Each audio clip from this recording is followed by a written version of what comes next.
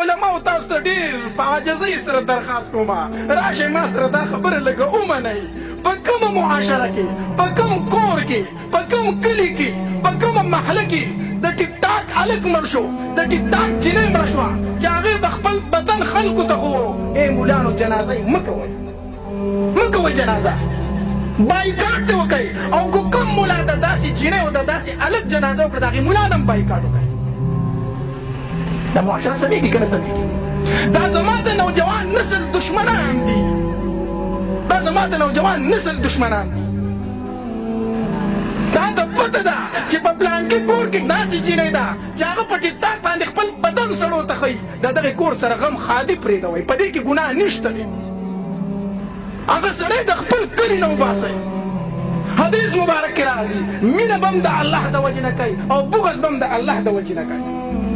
داسې خلکو سره غم خادي به نه کوو انشاءالله دا زما د نوي نسل دا زما د نوجوان نسل دشمنان دي الله دې زموږ په حال باندې رحم وکړي الله دې زموږ په حال باندې رحم وکړي ما ته بله ورځ یو هلک ټلیفون وکړو ټولې خبرې درته داسې نه شم کولی چې ما ته کم ټلیفونونه کېږي هغه نه شم ویلې ما ته حیا راځي خو یو هلک راته ټلیفون وکړو په جړا شو وی مولانا صاحب مرحوم وی زه مجبوره په دې باندې یم چې زه خودکشي وکړم ځان وجنم هلکه وجه څه ده ولې وی مولانا صاحب زه چې په موبایل کې ویډیوګانې وګورم او بیا د مور سره کینم نو زه د مور هغې اندامونو ته ګورم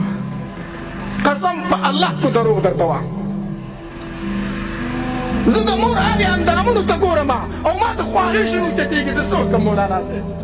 زه د خور سره کینم زه د خور هغې اندامونو ته ګورم او مولانا صاحب د خطرې خبره دا ده چې اوده شم نو کله په خوب کې د مور سره نعوذ بالله بدکاري کوم او کله د خور سره بدکاري کوم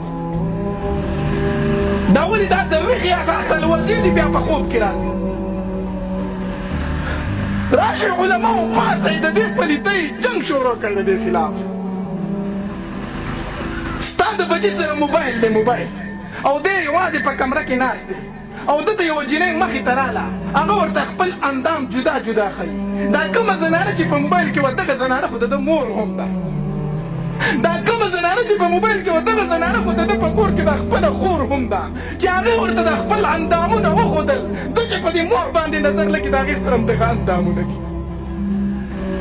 کوم طرف ته روان یو وجاړو زما معاشره کوم طرف ته روانه ده څه به راسره کېږي الله دا بچي د خدای دپاره علماو ته ورکوئ دا علماو ته ورکوئ دا موبایل د کشرانو بچو له مه ورکوئ تباه کېږي درنه تا ته په کور کې اظهار نشي کولی الله دې زموږ د معاشرې نه دا بېحیایي ختمه کړي الله دې زما د معاشرې نه بېحیایي ختمه کړي او الله دا کوم خلک چې د پښتو په معاشره کې او د مسلمانانو په معاشره کې بېحیایي خورئ الله خونه ورته وکړي او که خونه یې په قسمت کې نه الله مخ د ځمکه دې وزګار کړه الله مخ د ځمکه دې وزګار کړه کوم طرف ته روان یو کومې معاشره کې اوسېږو موږ وایو په موږ باران نه کېږي دا بچي علماو ته حواله کړئ د دې بچو درله صحیح تربیت وکړي د دې بچو درله صحیح تربیت وکړي بله خبره به یم که مولانا صاحب اورېدلې ده دا راته بله ورځ یو میډیا والي وي مولانا صاحب په دې موبایل کې یو ګیم دی په موبایل کې یو ګیم دی په هغې باندې خلک څوک پې پیسې ګټي او څوک پې بایلي